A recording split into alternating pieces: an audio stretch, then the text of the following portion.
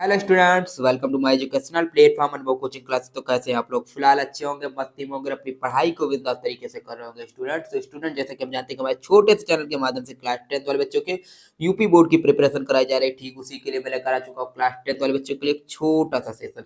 इस सेशन में हम बात करने वाले हैं क्लास 10th वाले बच्चों के मॉडल पेपर के बारे में। क्लास 10th साइंस के साइंस का मॉडल पेपर है भैया। जो बच्चे नए हैं चैनल को सब्सक्राइब कर दे, वीडियो को शेयर कर दे और बेल आइकन दबा दे, जिससे उनके हर पास उनके हमारे वीडियो नोटिफिकेशन पहुंचता रहे। ठीक, तो भैया आप देखिए, इस सेशन में हम बात करने वाले मॉडल पेपर के। और सत्र हमारा 2024-25 है। प्रतिदर्श प्रश्न पत्र है, यानी मॉडल पेपर है। और विषय विज्ञान है, कक्षा 10 है। आप लोगों को पता होगा, कोई दिक्कत नहीं। हम जानते हैं कि क्लास 10th वाले के लिए हम पढ़ाते हैं और क्लास 10th वाले बच्चों के लिए पढ़ाते रहेंगे। और इसके साथ साथ हमारे इस चैनल को आप लोगों का प्यार और सपोर्ट चाहिए। ठीक, तो इसके बाद दे रखा 3 घंटे समय भैया, वही है जो हमने मैथ में बताया था, 3 घंटे 15 मिनट। पूर्णांक वही है 70। 30 आपको स्कूल की तरफ से, आपके विद्यालय की तरफ से मिलेगा। जैसा आपका प्यार आपके विद्यालय की तरफ बना था, उसी हिसाब से आपको आपके विद्यालय की तरफ से आपको नंबर दिए जाएंगे। अगर आप लोग का प्यार अच्छा बना था तो 30 में 30 मिलेंगे। अगर थोड़ा बड़ा आपने डिसमिस किया तो 29 और 28 देके आपको खुश कर दिया जाएगा। ठीक, तो भैया वही है। उसके बाद दे रखा है कि 1 नंबर है प्रारंभ में 15 मिनट परीक्षार्थियों को पत्र पढ़ने के लिए निर्धारित। भैया आपने पहले मैथ में बताया था कि भैया 15 मिनट आपको परीक्षार्थियों को प्रश्न पत्र पढ़ने के लिए दिए जाएंगे। तो बच्चे आपके 3 घंटे, 3 घंटे में आपको पेपर सॉल्व करना रहेगा। लेकिन वो 3 घंटे आपको जा ही नहीं देते, यानी जान नहीं पड़ते 3 घंटे। ठीक, दूसरा दे रखा प्रश्न पत्र में 2 खंड है, खंड आ खंड बा। जैसा कि मैथ के पेपर में हमने देखा था कि उसमें भी खंड आ था, खंड बा था, इसी तरह इसमें भी खंड आ और खंड बा रहेगा। खंड आ में क्या रहने वाला है? 20 नंबर का ऑब्जेक्टिव प्रश्न रहने वाला है। और खंड बा में क्या रहने वाला है? आपका थ्योरिकल रहने वाला है, यानी उसमें लिखना पड़ेगा, उसमें टिक लगाना पड़ेगा। उसके बाद हमारे पास दे रखा है तीसरा क्वेश्चन, खंड आ तथा वही भैया हमने देखा खंड आ और तथा खंड बा 3 उपखंडों में, यानी खंड बा को 3 उपखंड में बांटे गए, फर्स्ट सेकंड और थर्ड। यानी फर्स्ट में आपको फिजिक्स करना है, सेकंड में आपको भौतिक करना, सॉरी फिजिक्स करना है, केमिस्ट्री करना है और बायोलॉजी करना है। ठीक, उसके बाद हमारे सीट पे है, इसको पढ़ लीजिएगा, डिटेल में पढ़ लीजिएगा। वही हमने जो बताया वही चीज इसमें दे रखा है, कोई दिक्कत कहीं अलग से नहीं लाए हैं। वही जो हमने बताया वही उन्हें निर्धारित कर दिया, वही है। ठीक, प्रत्येक प्रश्न उस सम्मुख उनके निर्धारित अंक दिए गए हैं, सबके सामने उनके अंक निर्धारित किए गए हैं। उसके बाद बात करें भैया क्वेश्चन के बारे में, तो खंड आ बहुकल्पी प्रश्न दे रखा, हमने बताया था ना कि खंड आपका बहुकल्पी रहने वाला है हमारी सीट पे, यानी भरना रहेगा इनको। ठीक, उसके बाद दे रखे भैया हमारा बैटरी डाउन है भैया 2%। आप लोग को तब भी हम ट्राई कर रहे हैं पढ़ाने की, कोई दिक्कत नहीं। अगर सपोर्ट रहता है तो ये 2% आप लेके बहुत ही वरदान साबित होने वाला है। अगर नहीं तो आपका प्यार फिर स्विच ऑफ हो जाएगा, और क्या है। उसके बाद देखो, पृष्ठों से घिरा हुआ कोई पारदर्शी माध्यम जिसका एक या दोनों पृष्ठ गोलीय है कहलाता है। तो जिसका एक पृष्ठ और दोनों पृष्ठ गोलीय है तो क्या कहलाता है? तो उसका करेक्ट आंसर हो जाएगा एक पृष्ठ गोलीय है, यानी कोई दो पृष्ठों से घिरा हुआ कोई पारदर्शी माध्यम जिसका एक या दोनों पृष्ठ गोलीय है तो क्या कहलाता है? तो गोलीय दर्पण कहलाता है। और क्या कहलाता है? यह दंत विशेषज्ञ मरीजों को दांतों का बड़ा प्रतिबिंब देखने के लिए कौन सा दर्पण का उपयोग करते हैं? तो उत्तल दर्पण, अवतल दर्पण या फिर सभी। तो उत्तल दर्पण हो जाएगा। देख लीजिए, करेक्ट आंसर करके देख लीजिए। ठीक है, एक बार सर्च कर लीजिएगा गूगल पे। भैया कहीं भैया सर्च करोगे तो भैया इसके साथ साथ आपको मिल जाएगा। और ठीक, यानी हम यहाँ से उत्तर दर्पण आप रट लोगे, कोई दिक्कत नहीं है। देख लीजिए, इसको सर्च करिए, क्वेश्चन सर्च करोगे, इसके साथ साथ आपको और क्वेश्चन मिलते रहेंगे। तो आप हम जो क्वेश्चन दिखा रहे हैं इनको सर्च करिए। किसी उत्तल लेंस के सामने टू या फोर अनंत के बीच कोई बिंब वस्तु रखा है तो इसका प्रतिबिंब बनेगा। लेंस द्वारा प्रतिबिंब को बनना तैयार कर लीजिएगा, वो क्वेश्चन आपके लिए वरदान साबित रहने वाला है, लेंस द्वारा दर्पण द्वारा। फिर उसके बाद देखा, मानव नेत्र अभिलेंत्र लेंस की फोकल दूरी को समायोजित करके विभिन्न दूरियों पर रखी वस्तुओं को फोकसित कर सकता है। ऐसा हो पाने के कारण या किसके कारण होता है? यानी फोकस दूरी को समायोजित करना, यानी समंजन क्षमता कहलाता है अभी। ठीक, तो समंजन क्षमता की परिभाषा और समंजन क्षमता आपके लिए मोस्ट इंपॉर्टेंट रहने वाला। मानव नेत्र अभिलेंस फोकस दूरी को समायोजित करके विभिन्न दूरियों पर रखी वस्तुओं को फोकसित करता है। ऐसा होना पड़ेगा इसकी समंजन क्षमता। भैया निकट दृष्टि दोष, दूर दृष्टि दोष और सब ये मोस्ट इंपॉर्टेंट रहने वाले हैं। उसके बाद भैया एसआई मात्रकों को सही विकल्प करना है, यानी किसका कौन सा मात्रक है। विद्युत विभवांतर का कौन मात्रक है, विद्युत धारा का कौन मात्रक है। तो विद्युत विभवांतर का मात्रक क्या होता है? वोल्ट होता है, यानी पहले का चौथा। और उसके बाद दे रखा है विद्युत धारा का मात्रक, यानी होता है एम्पियर। फिर दूसरा, यानी चौथा दूसरा, चौथा दूसरा, चौथा दूसरा, चौथा दूसरा पहले मिल रहा है, चौथा दूसरा पहले में और किसी में नहीं है। तो करेक्ट आंसर पर चौथा दूसरा पहला हो जाएगा, यानी चौथा दूसरा पहला है, यानी करेक्ट आंसर ये हो जाएगा। उसके बाद आगे दे रखी है दो चालकों के तार लंबाई परस्पर श्रेणी क्रम में फिर पार्श्व में संयोजित किया जाता है। श्रेणी क्रम में पार्श्व संयोजन के तो करेक्ट, इसको देख लीजिएगा। क्वेश्चन सॉल्व कर लीजिएगा, ठीक है। इसको सर्च करिएगा गूगल पे तो आ जाएगा, ठीक। उसके बाद सर्च करके लगा लीजिए। अगर नहीं समझ में आ रहा तो बताइए, हमें पास कांटेक्ट कर लीजिए, हम आपको बोर्ड पे करा देंगे क्वेश्चन, कोई दिक्कत नहीं।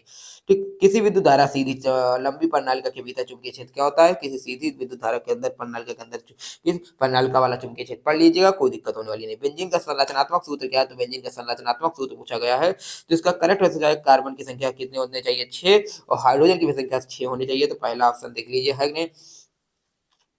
इनका करेक्ट आंसर ये तो होगा नहीं, बी ऑप्शन होगा नहीं, और ये ऑप्शन हो जाएगा करेक्ट आंसर सी नंबर, जहां तक हो जाए, हाँ सी नंबर हो जाएगा, ठीक। देख लीजिए, सी ऑप्शन करेक्ट हो जाएगा, तो सी का सी हो जाएगा। उसका दरक का है कौन समझातीय श्रेणी में है? तो CH4, C2H4, C2H6, CH3 हो या समझातीय श्रेणी पूछा गया है, तो इसका करेक्ट आंसर हो जाएगा मेथेन एथेन, ठीक। तो पहला ऑप्शन हो जाएगा, क्योंकि हो समझातीय श्रेणी में है, समझातीय श्रेणी में मेथेन एथेन, और ये हो जाए तो होगा नहीं, ये भी नहीं होगा, ये CH3 C2H5 हो या मेथेनॉल एथेनॉल, कह रहा भैया, दो गुना दो दूना चार, दो छह, ठीक। पहला भैया है, दोनों है, समझाते श्रेणी में नहीं, ये कुछ मिस्टेक है भैया, इसमें क्वेश्चन में थोड़ा गलत दे रखे हैं, बीच में CH3 एक और लिखना था इसमें, ठीक। देख लीजिए, क्वेश्चन पहला वाला ऑप्शन सही हो जाएगा। उसको अच्छा, इसमें दे रखा, सॉरी भैया, देखिए इसमें दे रखा ना कि कौन सा समझाती श्रेणी में नहीं, नीचे आपसे कंफ्यूज मत होइएगा, कंफ्यूज हो जाओगे दिक्कत हो जाएगा। नो का दे रखा है, इसे ऊपरी संदर्भ में सही विकल्प नीचे करना है, तो इसमें कौन सा समझाती श्रेणी में पहला और चौथा है? पहला और चौथा है, तो इसका करेक्ट आंसर जाएगा पहला और चौथा, किसमें? तो पहला और चौथा, आपका ऑप्शन नंबर बी सही हो जाएगा, तो बी ऑप्शन बिल्कुल सही हो जाएगा। फॉर्मेट देख लीजिए, इसी तरह आएगा पेपर में, ठीक। उसका ध्रुव पृथ्वी की भू प्रपटी के प्राकृतिक रूप से पाए जाने वाले तत्वों के योग को क्या कहते हैं? भू प्रपटी प्राकृतिक रूप से जो तत्व पाए जाते हैं उन्हें खनिज कहते हैं। दांतों का क्षय का प्रारंभ कब हो जाता है? तो इसका जब 5.5 से कम होने पर, देख लीजिएगा। उसके अभिकथन क्या दे रखा है? सल्फ्यूरिक अम्ल के हाइड्रो, इसको देख लीजिए, पढ़ लीजिए, ठीक। तीसरा क्वेश्चन, यानी समीकरण को पूरा करना है, तो NaOH किससे क्रिया कराएगा? तो CH3NaOH बना है, जिसका सोच से कराएगा, CH3COOH से, ठीक। अंतः श्वसन में द्वार प्रवाही की सही मार्ग कौन सा है? तो इसको देख लीजिएगा, कौन सा सही मार्ग है।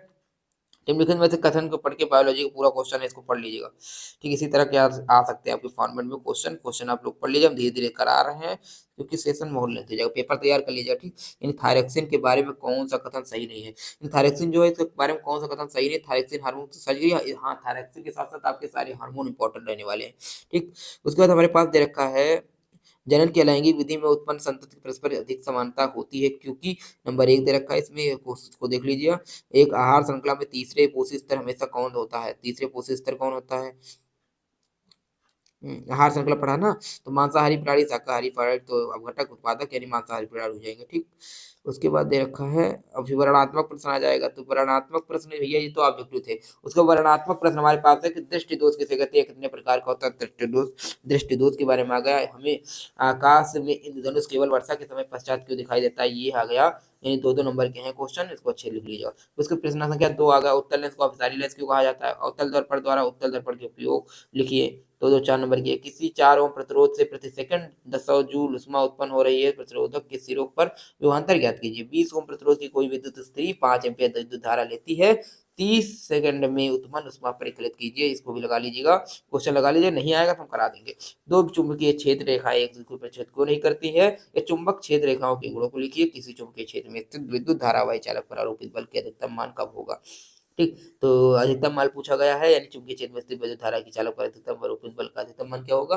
तो साइन थीटा हम मान लेंगे, तो F बराबर होता है IBL साइन थीटा की वैल्यू 90 ले लेंगे, ठीक। तो अधिकतम हो जाएगा। फ्यूज तार की विद्युत संकेतों के बचाव से कहता है, क्यों धारावाही प्रणाली का उपयोग द्वारा किन अवस्थाओं में स्थायी विद्युत चुंबक प्राप्त किया जाता है? फिर बता रही खींच कर उत्तर की पुष्टि करिए। उसके बाद रखा केमिस्ट्री से, फिर आ गया है खंडवा, तन सल्फ्यूरिक अम्ल की दानेदार चीज के साथ अभिक्रिया करता है तो क्या होता है? तन हाइड्रोक्लोरिक अम्ल मैग्नीशियम पट्टी के साथ अभिक्रिया करता है तो क्या होता है? नाइट्रोजन हाइड्रोजन गैस से संयोग करके अमोनिया बनाता है तो क्या होता है? तो उसके बाद रखा है संतुलित करना है, ठीक। इनको संतुलित करना है, इनको रिएक्शन बनाइए, फिर इसको संतुलित करिए। फिर निम्नलिखित का कारण लीजिए, प्लेटिनम सोना चांदी का उपयोग आभूषण बनाने के लिए किया जाता है। निष्कर्षण प्रक्रम कार्बोनेट सल्फाइड अयस्क को अयस्क में परिवर्तित किया जाता है। उसके बाद रखा सहसंयोजी अबंध उसका दर का संयोजी आवंत किसे कहते हैं भैया, बैटरी बहुत डाउन 1%, हम पूरा पेपर दिखाने वाले हैं, कोई दिक्कत नहीं। उसको देख लीजिए, पूरा आईपीसी नाम लिखिए, फिर निम्नलिखित पर टिप्पणी करिए, विकृत गंधता रेटाक्स स्ट्राई करा रख दिया। फिर उसके बाद देखा बायोलॉजी का प्रश्न आई, जैव निम्नीकरण और गैर निम्नीकरण में अंतर लिखिए, इसको देख लीजिएगा। फिर इसको देख लीजिएगा, इसमें ग्रंथियों का तसरा ग्रंथियों की नामांकित करना, ये कौन से ग्रंथि है, कहाँ कहाँ पे इनको नामांकित कीजिए। उसके बाद देखा मानव आहार नाल का आरेख बनाइए तथा भागों को नामांकित कीजिए। मुग्र इसका आमाशय छोटी आंत सी उस स्त्री के साथ सोच नामांकित का चित्र बनाइए। परागनली की वृद्धि और बीजांड में प्रवेश, उसके प्रवेश को दिखाइए। ये सब कर लीजिए, क्वेश्चन देख लीजिएगा, ठीक, पेपर पूरा अच्छे से देख लीजिए। उसका ये मॉडल पेपर रहने वाला है क्लास 10th के साइंस का, क्या है, क्लास 10th के साइंस का मॉडल पेपर है। तो जो बच्चे क्लास 10th में वो वीडियो को देख लें और सेशन को देख करके शेयर कर दें, क्योंकि आप लोग के रामबाण साबित होने वाला है ये पेपर। इस पेपर को तैयार कर लीजिएगा आप लोग, जो बच्चे क्लास 10th में हैं, ठीक। तो फिर मिलते हैं अगले वीडियो के साथ, अगले सेशन के साथ। जय हिंद, जय भारत। वीडियो को लाइक कर दें, कमेंट कर दें, सब्सक्राइब कर दें। हाँ, मुझे दिक्कत हो बता दीजिएगा, ठीक। जय हिंद।